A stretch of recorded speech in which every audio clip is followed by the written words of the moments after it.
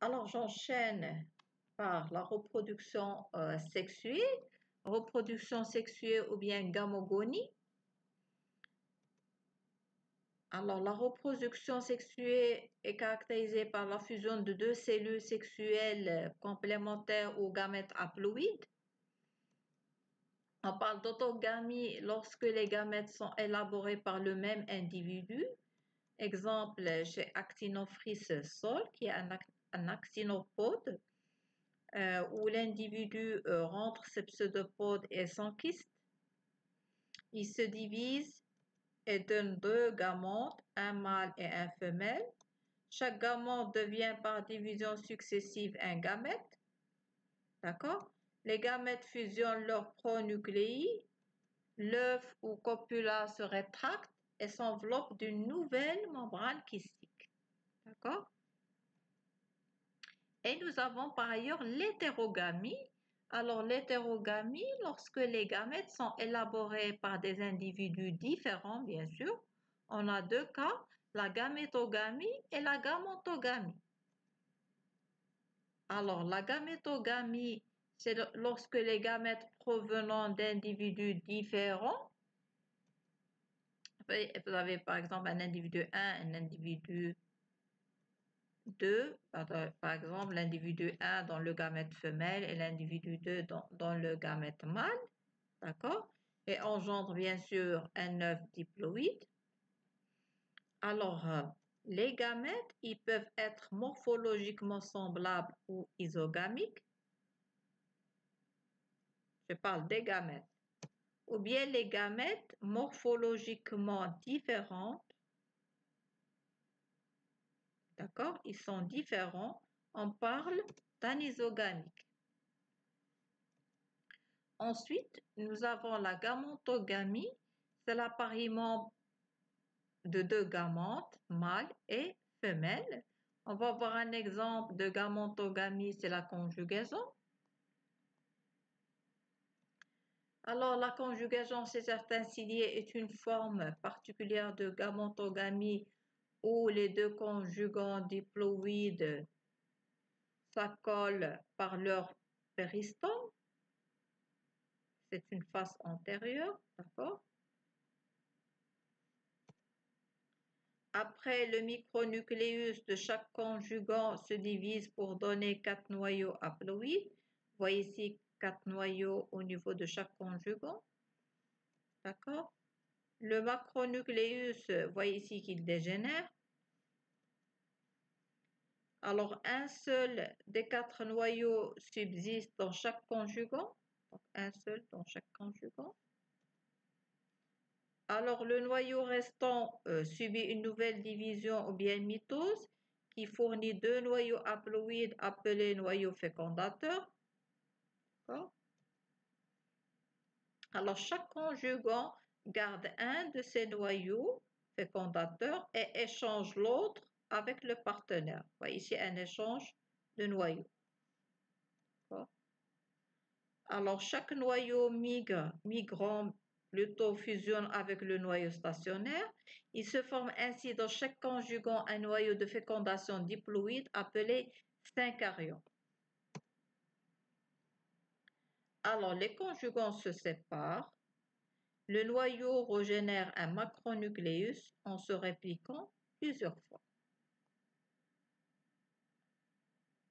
Alors, tout à l'heure, lors de la reproduction asexuée, on avait vu que la paramécie mère se divise en deux pour donner deux paramécies filles, bien sûr, identiques à la paramécie mère. Alors, la question qu'on se pose ici, quel est l'intérêt de la conjugaison? On a deux paramécies au départ, vous êtes d'accord. D'accord. Et à la fin, nous avons deux paramécies. Quel est l'ajout? Qu'est-ce que la paramécie? Qu'est-ce qu'elle a gagné? Alors, la réponse est le brassage génétique. Il y a eu un remaniement génétique. Lors de l'échange du noyau, il y a eu un brassage génétique entre les deux partenaires. Autrement dit, il y a eu un tonus. D'accord? Alors, concernant les cycles de reproduction, Chez les protozoaires, le cycle de reproduction peut être haplobiontique. Dans ce cas, les individus sont haploïdes. Seul l'œuf qui est diploïde et subit immédiatement la méiose. C'est l'exemple de Plasmodium falciparum, ainsi qu'on va voir. Ou bien le cycle diplobiontique, où les individus sont diploïdes, seuls les gamètes sont haploïdes. D'accord? Et puis le cycle haplodiplobiontique, où le cycle présente une succession, de générations d'individus diploïdes et d'individus haploïdes. C'est l'exemple de l'Ephidium crispum qu'on va voir aussi. Alors, concernant le cycle de Plasmodium falciparum, d'accord? Alors, voyez ici que le moustique prend un repas de sang et libère les sporozoïdes. Ces sporozoïdes vont se multiplier de façon asexuée, libérer les schizontes multinucléés. Après, il y a éclatement des hépatocytes et libération des schizozoïdes. Alors, chez schizozoïdes, il y a deux cas. Soit ils vont contaminer d'autres cellules hépatiques, d'accord? Soit contaminer les globules rouges. Alors, ici, au niveau des globules rouges, on assiste à une reproduction asexuée. D'accord? Éclatement du globule rouge. D'accord? Et libération des gametes femelles et gametes mâles. Et attendre la piqûre de l'anophèle. Alors, quand l'anophèle pique, elle absorbe le sang. Et avec le sang, qu'est-ce qu'il y a? Il y a les gamètes qui sont intactes, qui vont donner par la suite un macrogamète femelle et un microgamète mâle, qui sont comme vous voyez flagellés, d'accord? Ensuite, on assiste à une reproduction sexuée et formation d'un copula au niveau de l'intestin de l'anophèle, d'accord? Alors, ce copula va subir la méiose, d'accord? Et libérer les sporozoïdes. Ces sporozoïdes vont regagner les glandes salivaires du moustique et attendre la piqûre d'une personne qui n'est pas malade. Donc l'enjeu, c'est que la contamination ne se fait pas entre personnes, mais via l'anophèle. Et uniquement l'anophèle femelle qui a besoin bien sûr de sang pour la maturation des œufs. À noter que l'anophèle mâle, le mâle, il ne pique pas. D'accord? Alors, concernant le cycle de Plasmodium falciparum, vous allez remarquer qu'il est haplobiontique. Pourquoi? Parce que tous les individus, vous voyez, ils sont haploïdes. Seul l'œuf copula qui est diploïde. D'accord? On assiste par ailleurs à une phase de schizogonie, c'est-à-dire une reproduction asexuée chez l'homme. En haut, d'accord? Et une reproduction sexuée chez qui? Chez l'anophèle, ou bien gamogonie, ou bien reproduction sexuée chez l'anophèle. Alors, si vous remarquez au niveau de la schizogonie, nous avons deux phases. Une phase, on a dit, au niveau du foie, c'est une phase hépatique, ou bien exo-érythrocytaire. Et à droite, vous voyez une phase sanguine, ou bien endo-érythrocytaire. D'accord? Bien sûr, on l'a déjà dit, c'est ainsi qui est haplobiontique.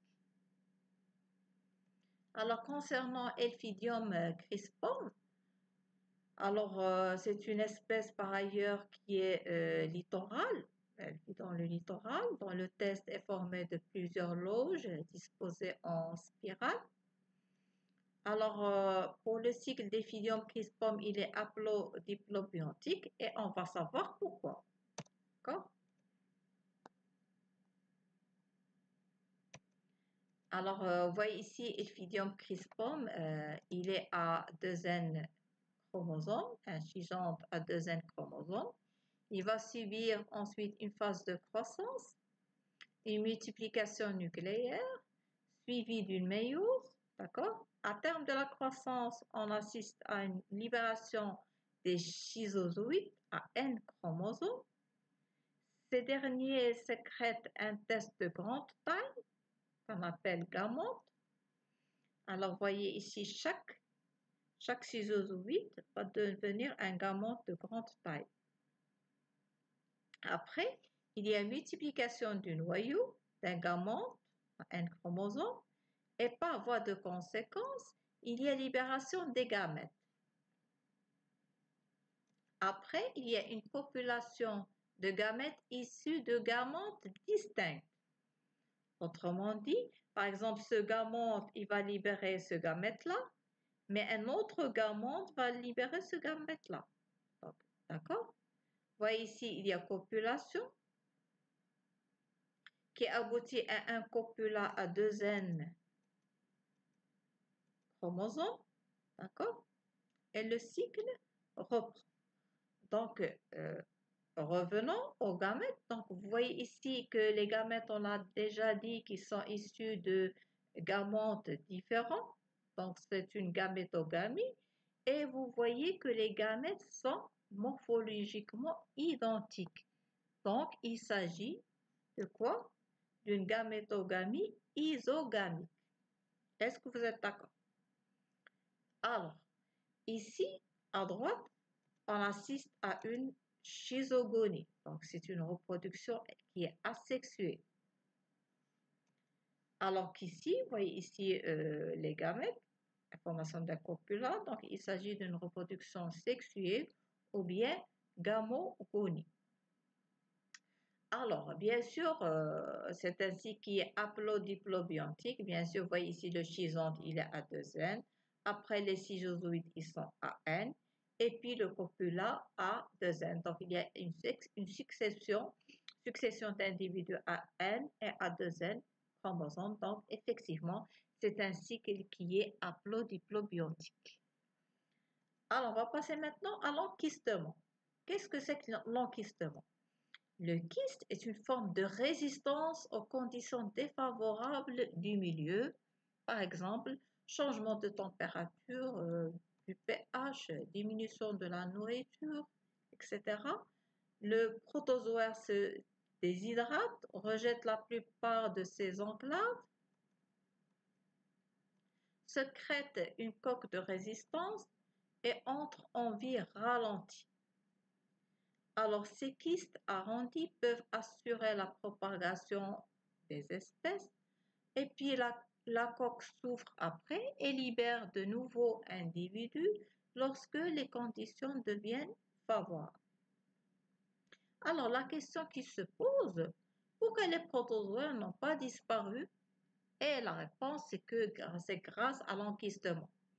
Quand les conditions sont défavorables, par exemple dessèchement d'un lac, par exemple, ils s'enquistent et quand les conditions redeviennent favorables, chute de pluie par exemple, ils reprennent la vie normale. D'accord?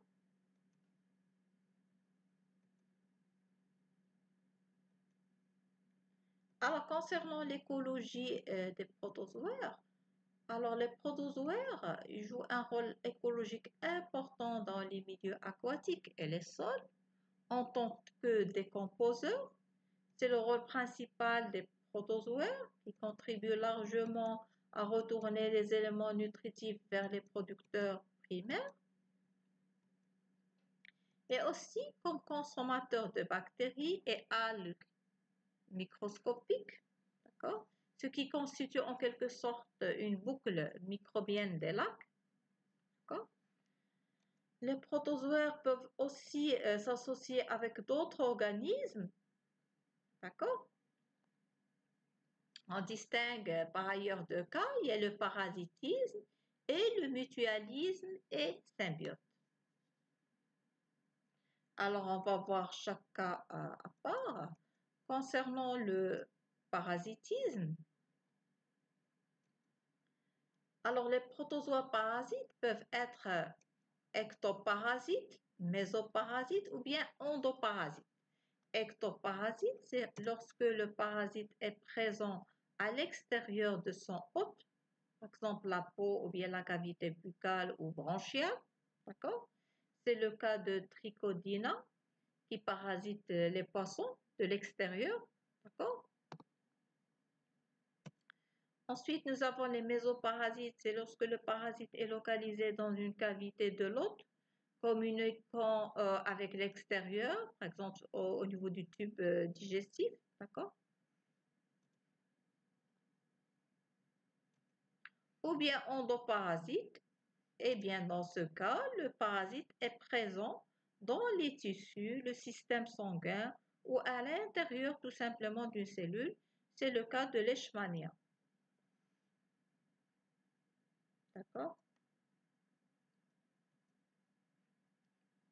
Alors, concernant le cycle de l'Eschmania, alors vous voyez ici que le phlébotome prend un repas de sang, d'accord? Ensuite, les promastygotes sont phagocytés par les macrophages. Ensuite, les promastygotes se transforment en amastygotes dans les macrophages. Ces amastygotes se multiplient dans les cellules de différents tissus. Après, il y a piqûre et ingestion des macrophages parasités par les amastygotes. D'accord? Ensuite, il y a éclatement des cellules parasitées. Et puis, les amastygotes se transforment en promastygotes dans l'intestin du phlébotome. D'accord? Division dans l'intestin toujours du phlébotome, émigration vers les trompes. Et quand le phlébotome prend un repas de sang, il injecte par la suite ses promastygotes, d'accord? Et le cycle reprend. C'est-à-dire la contamination d'une personne saine qui n'est pas malade, d'accord? Donc, aussi dans ce cas, la contamination ne se fait pas de personne à personne, c'est le phlébotome, l'insecte, qui permet la transmission du phlébotome, d'accord? Alors, à noter que l'Eschmania est libre et flagellée chez l'insecte, d'accord? Et puis, elle est intracellulaire et sans flagelle chez l'hôte, qui est en général un mammifère, d'accord?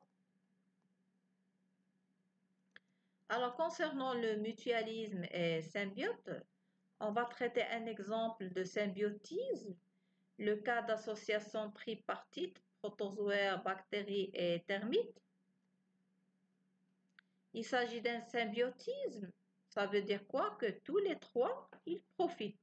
Aussi bien le protozoaire, la bactérie et la termite.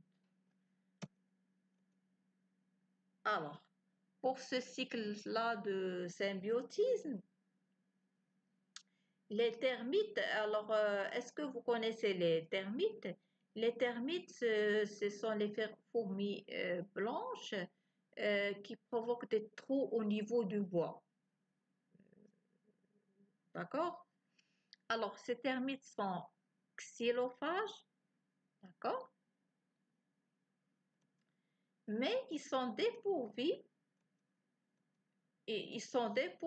ne possèdent pas les enzymes qui dégradent la cellulose. D'accord? Contrairement à Trichonympha, Trichonympha c'est un protozoaire qui contient les enzymes qui dégradent la cellulose. Donc Trichonympha, qu'est-ce qu'elle fait? Elle concasse, elle phagocyte les fragments de bois qui sont déjà concassés par les termites. Donc, autrement dit, les termites, ils concassent les bois, d'accord? Et après, Trichonympha, elle phagocyte les fragments de bois, d'accord? Digère la cellulose, d'accord, et rejette la lignine qui sera utilisée par les bactéries, d'accord. Alors, ces bactéries y dégradent les déchets puriques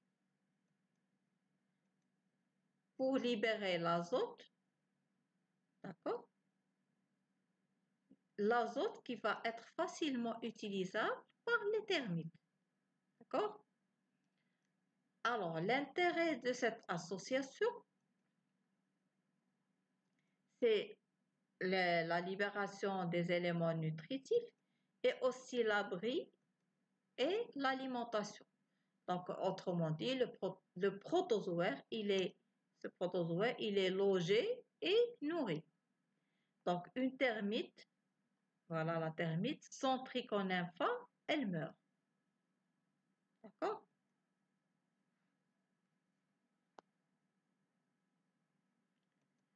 Alors, revenons maintenant à la systématique.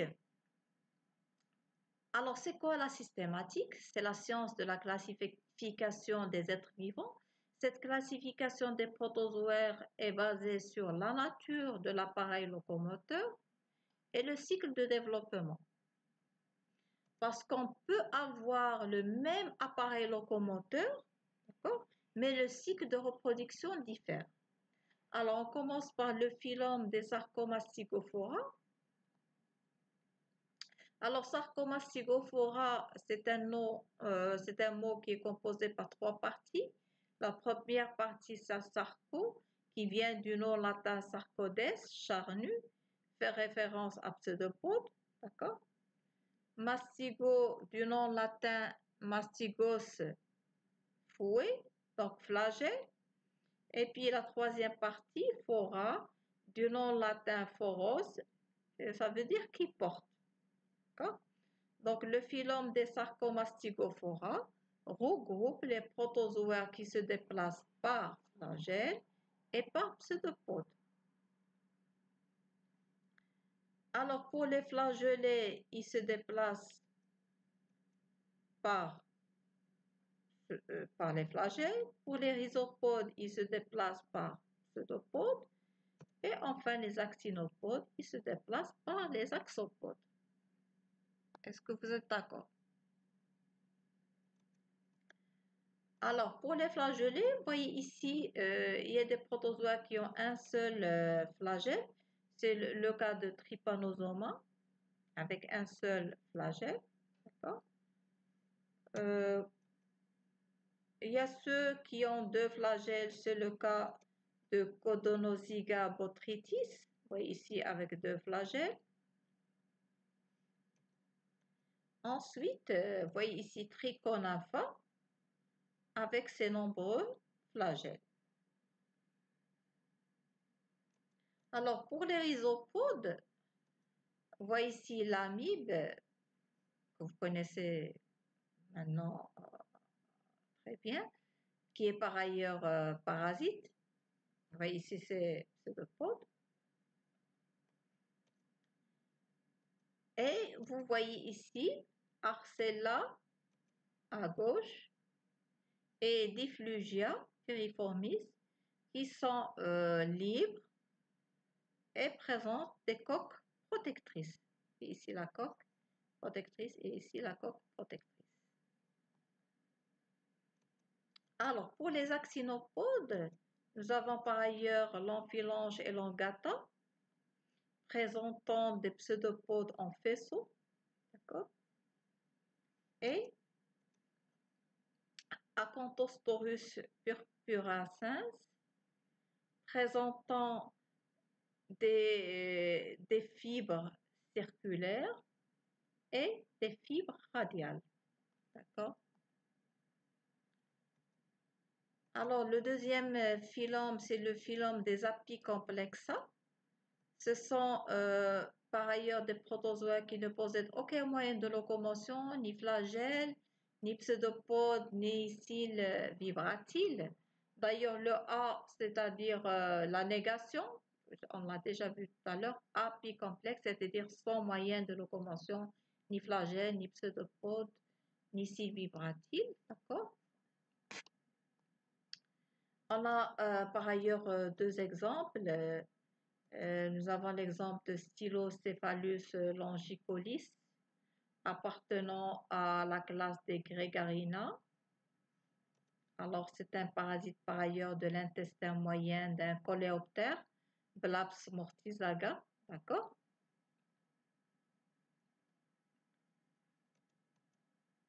Et puis, vous voyez ici un schizozoïde mûr de Sarcocystis tenella, d'accord? Appartenant à la classe des Coccidia. À noter que cette classe comprend aussi Plasmodium falciparum. Aussi, une remarque pour les apicomplexes, tous les apicomplexes sont parasites. D'accord? Alors, on passe au troisième et dernier phylum, c'est le phylum des Ciliophora. Vous voyez ici quelques exemples. Le premier exemple, c'est Ophrioskolex caudatum, Paramecium, que vous connaissez maintenant très bien. Vous voyez ici Codonella. Ensuite, le stentor, d'accord, et Stylonica. Alors, c'est vraiment les points essentiels à retenir sur ce chapitre consacré aux protozoaires. Voilà, je vous remercie pour votre attention et à très bientôt.